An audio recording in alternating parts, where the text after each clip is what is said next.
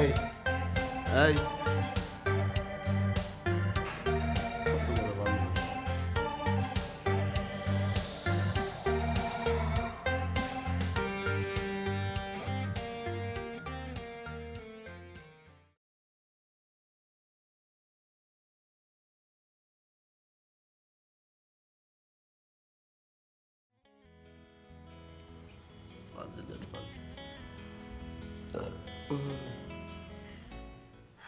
শ্রোতা বন্ধুরা, গান শেষ, আমি আবার ফিরে আসলাম আপনাদের কাছে এবং আপনাদের মাঝে। আশা করি আমার এই ভালো লাগার গানটি আপনাদের নিশ্চয়ই অনেক ভালো লেগেছে।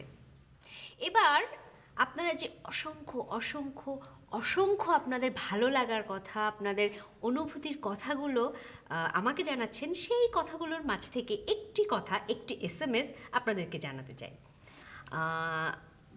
আমাকে এই SMS-টি পাঠিয়েছেন উত্তরা থেকে ফরহাদ শাহী। ফরহাদ শাহী লিখেছেন, নুসরাত, আমি রেডিও চকলেটের অফিসে এসেছিলাম শুধুমাত্র আপনাকে একটি নজর দেখার জন্য। কিন্তু দুঃখের বিষয়, আপনার সাথে আমার দেখা হলো না। আমি অনেক কষ্ট নিয়ে ফিরে গেলাম। ধন্যবাদ আপনাকে ফরহাদ শাহী, ধন্যবাদ এই কারণে যে আপনি এত কষ্ট করে আমার সাথে দেখা করার জন্য এসেছেন, এর জন্য আপনাকে অসংখ্য ধন্যবাদ। আর একবার না পারিলে দেখো শতবার, একবার আপনার সাথে আমার দেখা হয়নি, কিন্তু এর পরের বার যখন আপনি আমার কাছে আসবেন, আমার সাথে দেখা করার জন্য আসবেন, আমি আপনাকে কথা দিচ্ছি যে আমি নিশ্চয়ই আপনার সাথে দেখা করব। এবার আমরা চলে যাচ্ছি মান্নাদের আরেকটি চমৎকার গানে। যদিও আমরা কেউ বিশ্বাস করি না যে নিঃশ্বাসে বিষ থাকতে পারে কারো, তারপর গানটি এতই চমৎকার যে আমি আপনাদের সাথে শেয়ার না করে পারছি না। আর এই গানটি আমি উৎসর্গ করছি আমার অনেক অনেক মন খারাপ করা বন্ধু ফরহাদ শাহী সহ অন্য আর সবাইকে। তাহলে শুনুন, তোমার নিঃশ্বাসে বিষ ছিল, আমি বিশ্বাস করিনি। তোমার নিঃশ্বাসে বিষ ছিল, আমি বিশ্বাস করিনি। তোমার নিঃশ্বাসে। সকাল সকাল অফিসে চলে আসছেন? হ্যাঁ, কি ব্যাপার? আজকাল অফিসে তো তাড়াতাড়ি আসেন। সকাল সকাল অফিসে, এখন তো অফিসে খুব ভালো লাগে, তাই না? অফিসে আসলে ঘোরা যায়, রিক্সায় করে এদিক সেদিক যাওয়া যায়। আরে কাজকর্ম ব্যস্ততা তো আপনার অনেক বেড়ে গেছে, তাই না? কত কাজ আপনার, বাপরে বাপ, সারাক্ষণ এদিক সেদিক রিক্সায়। স্যার, আপনি কি কিছু বলবেন? না, আমি বলছি যে ওই কি বলে, আমার সাথে গাড়িতে ঘুরতে তো খুব একটা আপনার পছন্দ না, তাই না? ওই আপনি নিশ্চয়ই বুঝতে পারছেন আর কি বলতে চাচ্ছি। খান, চা পান করুন।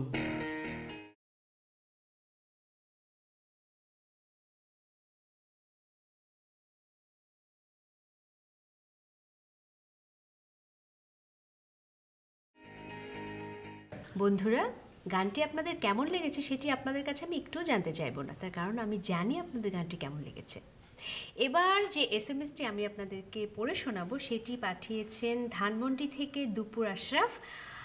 উনি লিখেছেন যে নুসরাত, শুভ সকাল অনুষ্ঠানটি আজ আমি প্রথম শুনছি এবং শোনার পর থেকেই আমার খুবই মন খারাপ, কারণ আমি কেন এতদিন এই প্রোগ্রামের আগের এপিসোডগুলো শুনতে পারলাম না, সেজন্য মন খারাপ এবং আমি খুব মিস করেছি। দুপুর আশরাফ, আপনাকে আমি কথা দিচ্ছি, আপনার মন খারাপ যতটুকু হয়েছে তার সম্পূর্ণটা আমি ভুলে দেব, শুধু আমার সাথে থাকুন। এখন আমরা চলে যাচ্ছি আমাদের আজকের অনুষ্ঠানের পরবর্তী গানে। আমাদের এখনকার গান হচ্ছে যদি কাগজে লেখো নাম। চলুন।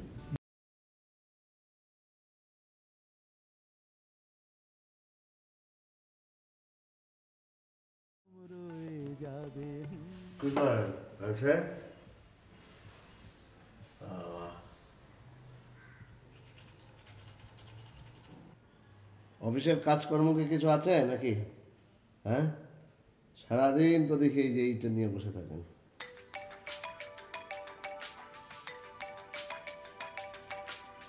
ফোন ধরেন না কেন? আপনাদের ফোন করে না?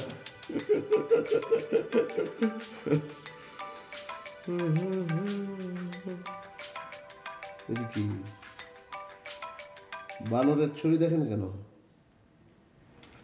এটা আসলে রূপক অর্থে বের করে রাখছি। এটাকে আয়না মনে করতে পারেন আপনি। এটা আয়না না, আপনি তো দেখছেন আপনি। না, আপনার জন্য আয়না, আমার জন্য তো ল্যাপটপ। এটা আয়না না, আপনি তো দেখছেন আপনি। না, আপনার জন্য আয়না, আমার জন্য তো ল্যাপটপ।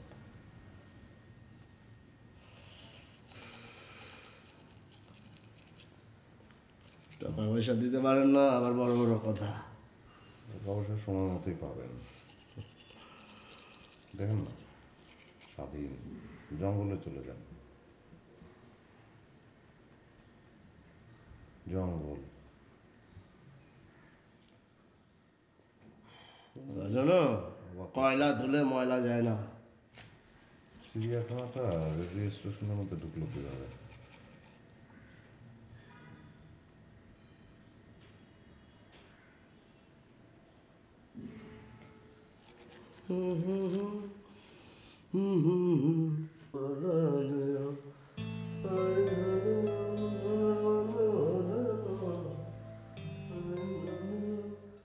ফিরে আসলাম আবার আমাদের অনুষ্ঠানে। এবার যে এসএমএসটি আমি আপনাদেরকে পড়ে শোনাবো সেটি পাঠিয়েছেন নিকেতন থেকে কল্লোল। উনি লিখেছেন, নুসরাত, আপনার কণ্ঠটি এত সুন্দর, আমার সংশয় না জানি আপনি কত সুন্দর। ধন্যবাদ আপনাকে কল্লোল। আমার মনে হয় যে আপনারা আমাকে এত ভালোবাসেন, আপনাদের এত ভালোবাসা যে মানুষটার মধ্যে আছে সে তো নিশ্চয়ই অনেক সুন্দর হবে। তো এখন আমরা চলে যাচ্ছি আরেকটি গানে, এই অনুষ্ঠানের সব শেষ গানে। আর আমাদের আজকের শেষ গানটি খুব জানতে ইচ্ছে করে। খুব জান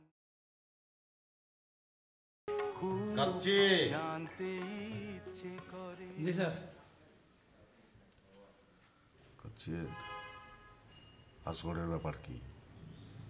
লুঙ্গি পরে দাঁত ব্রাশ করছে মানে? এই বাড়ি কি সে ভাড়া নিয়েছে নাকি? জি না স্যার, স্যার মনে হয় এই অনশন করতে আছে।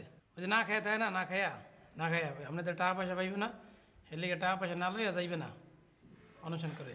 হ্যাঁ, অনশন করবে। স্যার আমি কইছিলাম, ওর কথা শোনে না, অনেক বুঝাই কইছিলাম যে আপনি জান কিনে থাকেন না। স্যার আপনি যদি আমার অনুমতি দেন, এর গেড়ি ধাক্কা দিয়ে অফিস দিয়ে বাইর করে দিতে পারি। ঘেটি ধরে বার করে দেবে।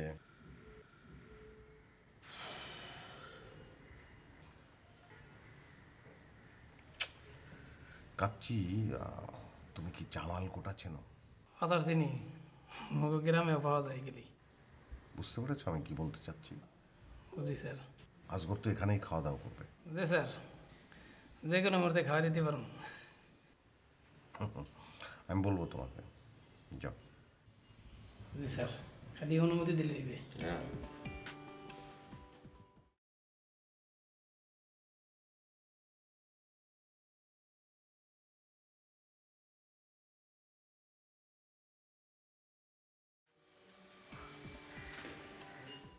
শ্রোতা বন্ধুরা, চলে এসেছি সেই মন খারাপ করার সময়। তার মানে এখন আপনাদের মাঝ থেকে আমাকে চলে যেতে হবে। তবে আমি জানি আপনারা একদম মন খারাপ করবেন না, কারণ আগামীকাল সকালে আবার আমি নুসরাত আপনাদের কাছে, আপনাদের সামনে হাজির হব শুভ সকাল নিয়ে। শুভ সকালে। সে পর্যন্ত আপনারা সবাই অনেক ভালো থাকুন, অনেক অনেক ভালো থাকুন। ধন্যবাদ।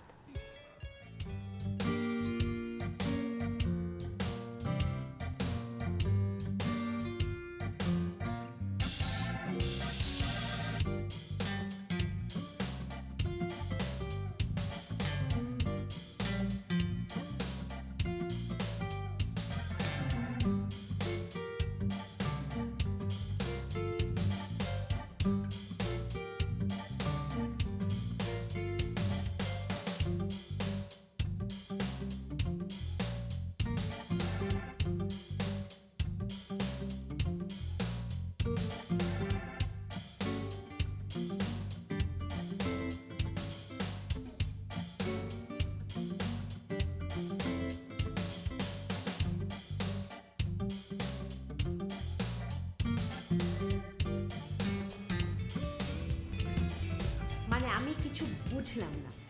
এই অফিসে কি হচ্ছে সব? বেলা 12টা পর্যন্ত বিছানা করে মশারি করে ওখানে ঘুমিয়ে থাকলো। 12টার সময় ঘুম থেকে উঠে এখন লুঙ্গি এরকম এক হাতে উঁচা করে আর এক হাতে ব্রাশ করছে, সারা অফিস ঘুরে ঘুরে জানালার কাছে যে ওয়াক থু বলে থু ফেলছে। কি এটা অফিস? মানে তুমি কি এখনো চুপ করে বসে থাকবে? মানে তুমি কোনো কিছু বলবে না? তোমার কিছু বলার নাই?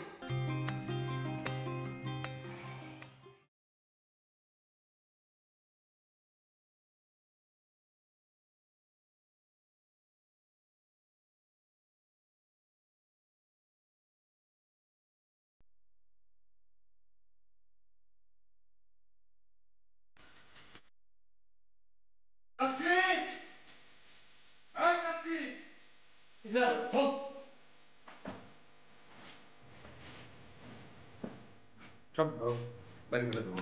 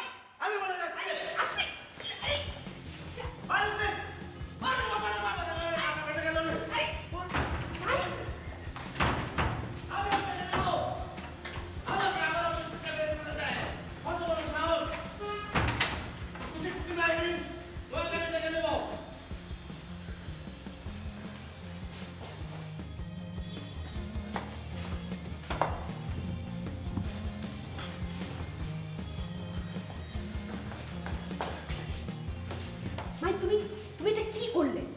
হ্যাঁ, তুমি কি কখনো একটু মাথা ঠান্ডা করে কোনো কাজ করতে পারো না?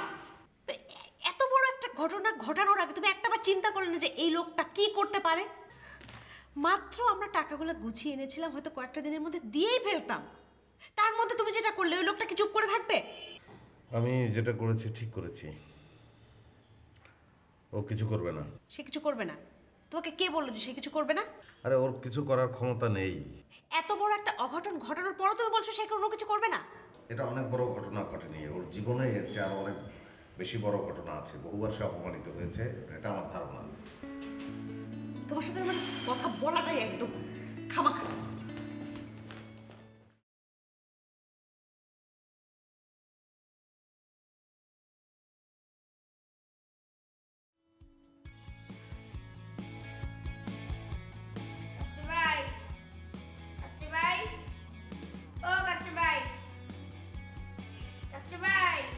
কি হয়েছে? চিল্লাচিল্লি করেন কেন? বিছনাপত্র কই? বিছনাপত্র কি নিয়ে গেছে গা? বিছনা বেডিং কোথাও যায় নাই, বাইর করে দেওয়া হয়েছে। বার করে দিছে কে? মাইন স্যারে নিজে বাইর করে দিয়েছে। আজগর স্যারের গলা ধাক্কা দিয়া এরকম পাশে লাত্তি দিয়ে এবার বাইর করে দিছে। বার করে দিছে না, আবার আইব দেখো। হ্যাঁ, আর আসতে পারবে না, আসা বন্ধ, এই ব্যবস্থা করে দিছে মাইন স্যারে। লাত্তি দিছে কে? এই অফিসের মধ্যে বিছনা বেডিং লাগছে, মশারি টানায় খাওয়া দাওয়া করতেছে, বাইরের মানুষ এসে কি মনে করে, এই জন্য বার করে দিছে। আর আপনি এটা নিয়ে এত কথাবার্তা বললেন না, মাইন স্যারের মন মেজাজ খুব খারাপ আছে, আপনারা কিন্তু বার করে দিতে পারে গেড়ি ধাক্কা দিয়া। জীবনও পারবো না, আরো হাত কাঁপবো। মাইন স্যারের হাত কাঁপবে? মাইন স্যারের মন মেজাজ খুবই খারাপ। এখন যার তারে মনে করেন বার করে দিতে পারে, যারে তারে মনে করেন মার দিতে পারে, এটা নিয়ে কথাই বললেন না। তো অফিসের ভিতরে মারামারি করা ঠিক না। ওই মাইন স্যারের ব্যাপারে ওটা নিয়ে আপনি চিন্তা করেন না। মার কিন্তু আপনিও হইবেন বেশি কথা বলবে, ঠিক আছে? ঠিক আছে? আপনি কিছু খাইতে না করুন, না আমি থাকেন, আপনি এখানে না যাইবেন আমার সাথে। না।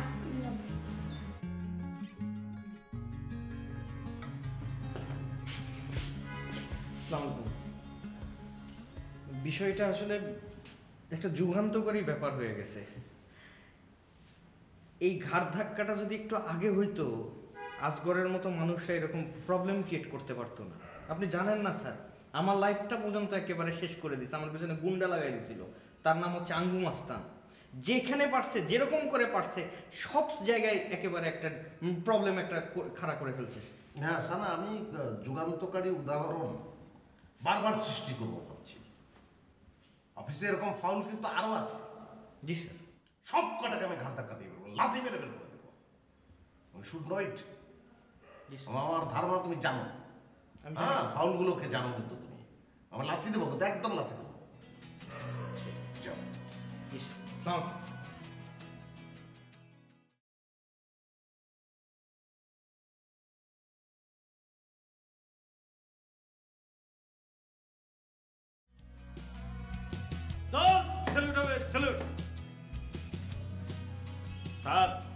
অফিসে খুব ঝামেলা চলতেছে বুঝা শুনে চলেন। মাইন স্যার কি ঝামেলা? আজগারের লাথি মেরে বের করে দিছে। আজগর সাহেবরে এখন আপনি আজগর বলেন তাই না, স্যার বলেন না? Sorry sir, mine sir Azgar সাহেবের গলা ধাক্কা দিয়ে পাশায় লাথি মেরে বের করে দিছে। পাশায় লাথি মেরে? জি স্যার, আপনি একটু সাবধানে ছিলেন। মাইন স্যারের মিজাজ খুব গরম। Thank you, thank you. জি স্যার।